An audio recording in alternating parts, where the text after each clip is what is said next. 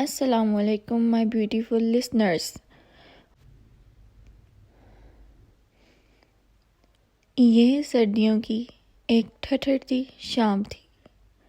برف کچھ اس انداز سے گر رہی تھی گویا فلک سے نور کی طرح برسات ہو رہی ہو. برف کا پہاڑوں پر گرنا، درختوں کا سکوت اور پرکشش چاندنی، ان سب عناصر نے مل کر ماحول کو ایک طلسمی جزیرے کا روپ عطا کر دیا تھا. ان دنوں عادل کی ڈیوٹی وہاں لگی ہوئی تھی. وہ سگریٹ کے کش لگاتے بڑے پرسکون انداز میں گشت کرتے ہوئے موڑ کاٹ رہا تھا کہ ان کو احساس ہوا کہ ماحول اس قدر تنہا بھی نہیں ہے. یہاں کوئی اور بھی موجود ہے جس کی سانسوں کی مہک نے ارد گرد کی خاموش فضا کو معطر کر دیا ہے. وہ سیر کو آنے والی ایک لڑکی سامرا تھی. عادل کے ساتھ یہ بڑی دقت تھی کہ ڈیوٹی کا وقت ختم ہو جانے کے باوجود وہ اس وقت تک اپنے ٹھکانے پر لوٹ نہیں آتے تھے جب تک کہ سنسان سڑکوں پر ٹہلنے والا ایک بھی شخص موجود رہتا. دوسرے لفظوں میں کہہ سکتے ہیں کہ ان کو آوارہ گردی کا جنون تھا.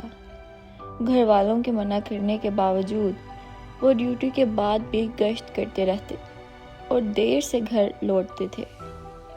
اچانک عادل کے سامنے ایک گاڑی نمودار ہوئی اور انہیں کراس کرتے ہوئے گزر گئی، لیکن اس کی تیز لائٹوں کی وجہ سے عادل کی آنکھوں کے سامنے اندھیرا چھا گیا. بس اس قدر اندازہ ہوا کہ وہ گاڑی سامنے والے ریسٹ ہاؤس کی طرف گئی ہے. یہ ریسٹ ہاؤس کافی دنوں سے ویران پڑا تھا. اس کے بارے میں مشہور تھا کہ وہاں رات کو رونے کی آوازیں آتی ہیں. گاڑی کو ریسٹ ہاؤس کی جانب جاتے دیکھ عادل کے دل میں خیال آیا کہ یہاں ضرور کوئی ٹھہرا ہوا ہے. تجسس کے جذبے نے سر اٹھایا اور وہ اسی سے چل دیا.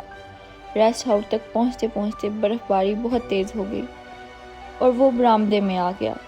اپنا اوور کوٹ اور ٹوپی اتار کر جھاڑنے لگا. پھر اس نے کوٹ کی جیب میں ہاتھ ڈالا، سگریٹ نکال کر منہ میں دبایا. اب وہ ماچس تلاش کر رہا تھا. اچانک اس کے قریب ہلکا سا شور بلند ہوا تو وہ چونک اٹھا اور گرددار آواز میں پوچھا، کون ہے؟ فضا کے سکوت کو اس کی بھاری آواز نے لرزا دیا.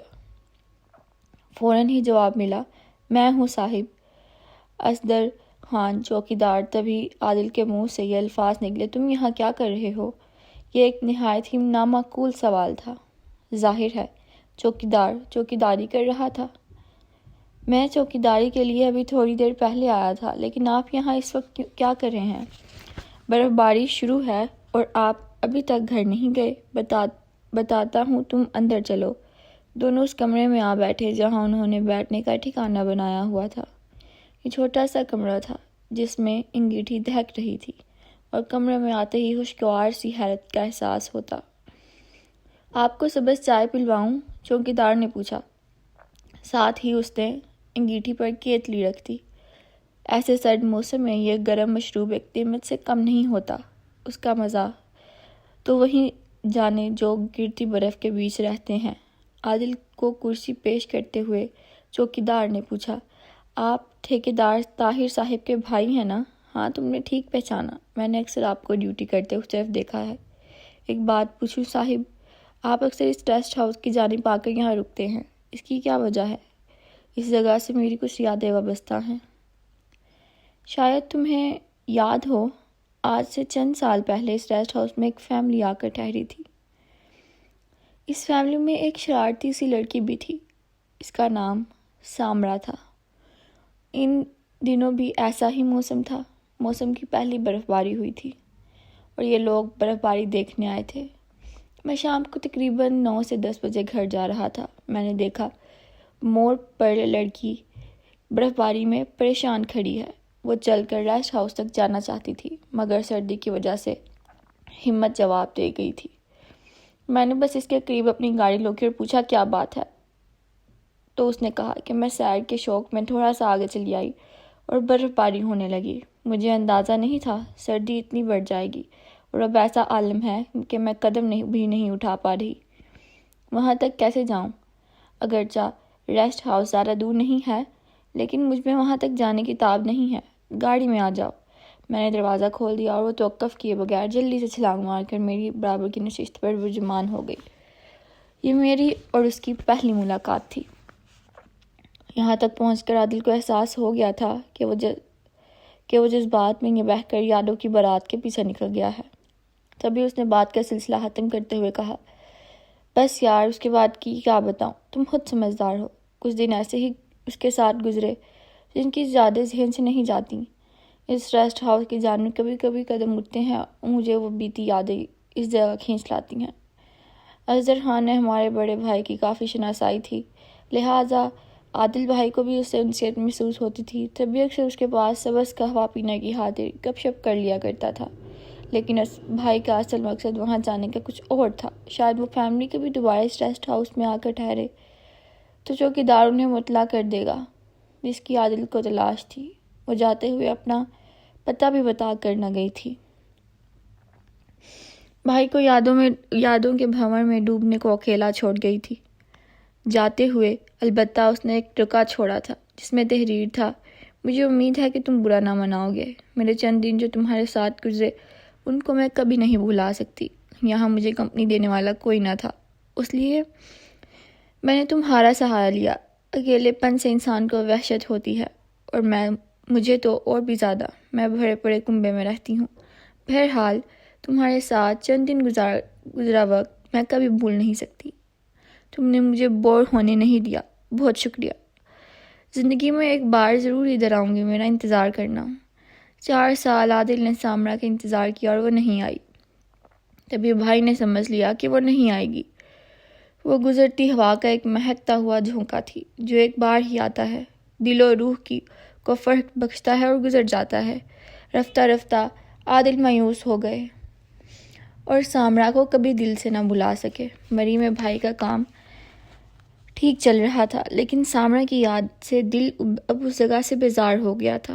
اس روز انہوں نے واپس آنے کی ٹھان لی اور ٹوکری چھوڑ کر کراچی چلے گئے۔ وہاں ان کو اچھی نوکری مل گئی۔ کہتے ہیں لگن سچی ہو تو امید ضرور براتی ہے۔ عادل کے دل میں بھی سامرا کی کچھ یادیں اس جگہ گزری کہ ایک لمحے کو بھی اس لڑکی کو فراموش نہ کر سکے۔ ہر پل یہی دعا کرتے کہ اے اللہ ایک بار مجھے سامرا سے ملا دے۔ ایک دن عادل طارق روڈ سے گزرے تو ایک دکان میں ان کو سامرا نظر آ گئی۔ بھائی کی تو خوشی کا کوئی ٹھکانہ ہی نہ رہا۔ وہ دوڑ کر اس کی طرف گئے۔ جب سامرا نے انہیں دیکھا تو وہ بھی خوشی سے کھل اٹھی۔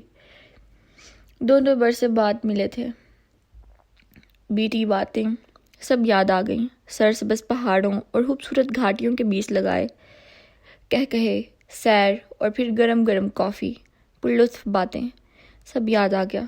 سامرا نے بتایا کہ میرے والد صاحب فوت ہو گئے تو ہمارے حالات بہت بدل گئے۔ اس باعث ہم دوسری بار مری کی سیر کو نہیں آئے۔ خیر، دونوں نے اسی کو غنیمت جانا کہ قدرت نے ایک بار پھر انہیں ملا دیا۔ میرے بھائی نے سامرا کو بتایا کہ وہ کل کراچی سے سروس کرتا ہے، تو وہ خوش ہو کر بولی، پھر تو اور بھی اچھا ہے، میرے گھر چلو، امی تم سے مل کر بہت خوش ہوں گی۔ وہ عادل کو اپنے گھر لے گئی۔ اس کی ماں بھائی سے مری میں مل چکی تھی، اس لیے سبھی خوش ہو کر ملے اور عادل بھائی کو رات کا کھانا کھلایا۔ اب عادل کو اس لڑکی کی اصل زندگی کا پتہ چلا۔ اگرچہ اس کا باپ آفیسر تھا، مگر اس کی فوتگی کے بعد ان ماں بیٹی کا کوئی آسرا نہ رہا تھا۔ 2 بڑے بھائی تھے جو تھوڑا بہت خرچہ دیتے اور کچھ والد کی پینشن پر گزارا چلتا تھا۔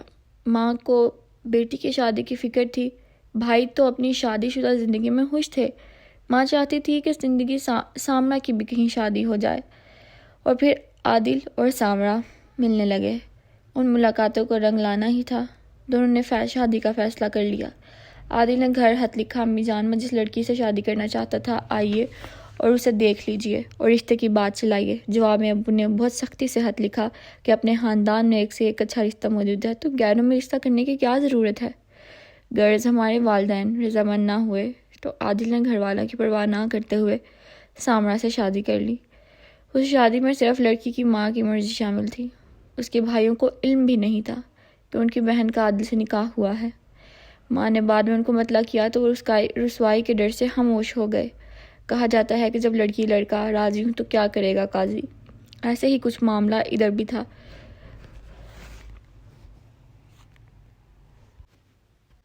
دونوں ایک دوسرے کی چاہت میں ایسے بندھے، لہٰذا گھر لے کر علیحدہ رہنے لگے۔ جب ہمیں عادل بھائی کی شادی کا پتہ چلا تو امی کو بہت گہرا صدمہ ہوا، کیونکہ وہ اپنے بیٹے کی شادی اپنی بھانجی سے کروانا چاہتی تھیں۔ جب ہمیں عادل بھائی کی ہم سب کی امیدوں پر اوس پڑ گئی، کیونکہ تارا ہر لحاظ سے اچھی لڑکی تھی اور ہم سبھی کی آنکھوں کا تارا تھی۔ خیر، اس کے بعد ہمارا عادل سے ناتا ہی ٹوٹ گیا، صرف بڑے بھائی طاہر سے اس کا رابطہ برقرار تھا۔ انہی کے ذریعے عادل کی خیریت معلوم ہو جاتی تھی۔ اتنا مجھے معلوم تھا کہ بھائی کی اچھی نوکری ہے اور وہ سامرا کے ساتھ خوش و خرم زندگی گزار رہے ہیں۔ پتہ نہیں پھر کیا ہوا، کیا حالات بن گئے۔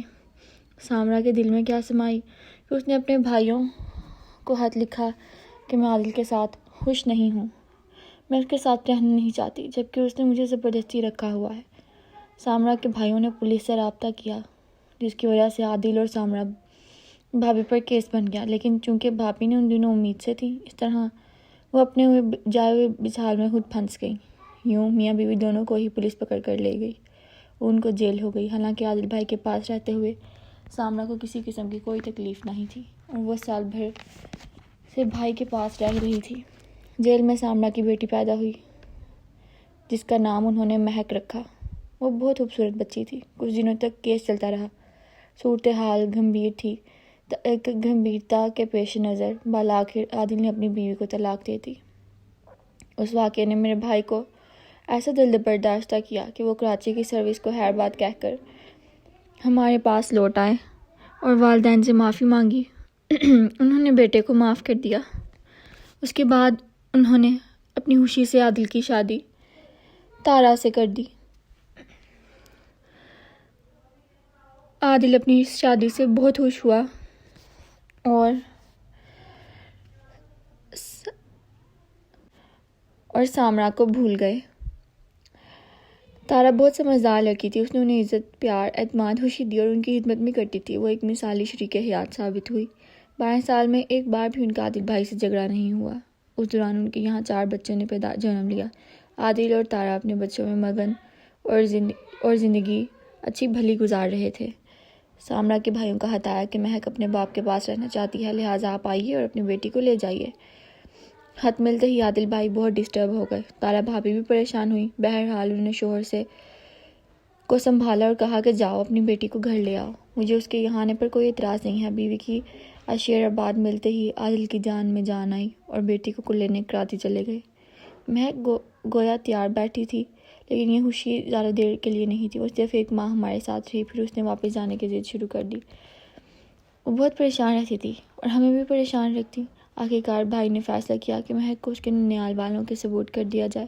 جب بچی ہی یہاں خوش نہیں ہے تو اس کو زبردستی رکھنے کا کیا فائدہ۔ ننیال جانے کے کچھ دنوں بعد ہی مہک نے خط لکھا کہ وہ خیریت سے پہنچ گئی ہے اور ہم لوگ اسے بہت یاد آتے ہیں۔ وہ ہم کو خط لکھتی ہے کہ مجھے آپ لوگوں کے پاس آنا ہے، میں امی کے لیے اداس ہو گئی ہوں، اس لیے وہاں واپس آ گئی تھی، لیکن اب میں آپ لوگوں کے لیے اداس ہو گئی ہوں۔ بالآخر ایک بار پھر امی جان کو اس پر رحم آ گیا۔ انہوں نے عادل بھائی سے کہا جاؤ اور جا کر میری پوتی کو لے آؤ۔ تو میرے بھائی نے جواب دیا ٹھیک ہے امی، آپ کے کہنے سے لے آتا ہوں، اگر وہ اب کے بھی نہ رہی تو اس کے بعد بھی اس کو لینے نہیں جاؤں گا۔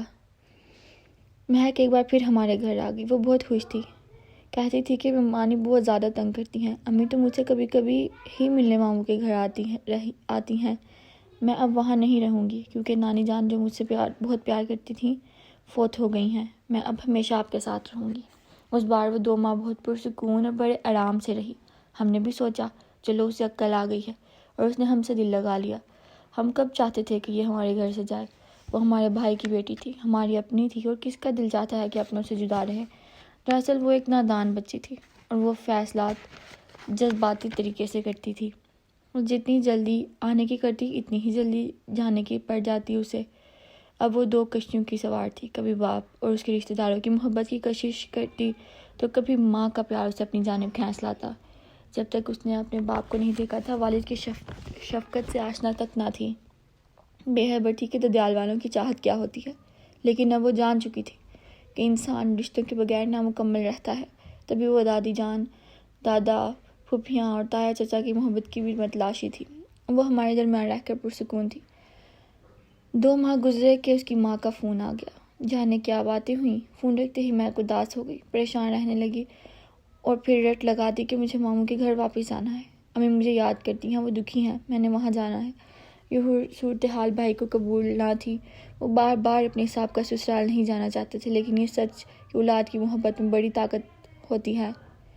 وہ مہک کے لیے جانے پر مجبور تھے، مگر یہ بھی اغلب تھا کہ میرے بھائی کو مسامرہ سے ابھی تک محبت ہو اور وہاں جانے سے وہ ان کی محبت کو تکلیف دیتی ہو.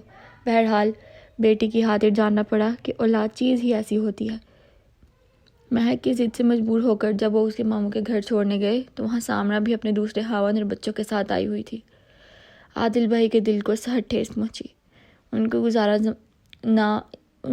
گزرا زمانہ یاد آ گیا اور وہ بہت دل گرفتہ لوٹ کر آئے. تبھی قسم کھا لی کہ وہ اپنی بیٹی کو فراموش کر دیں گے، لیکن اب لوٹ کر دوبارہ وہاں نہیں جائیں گے.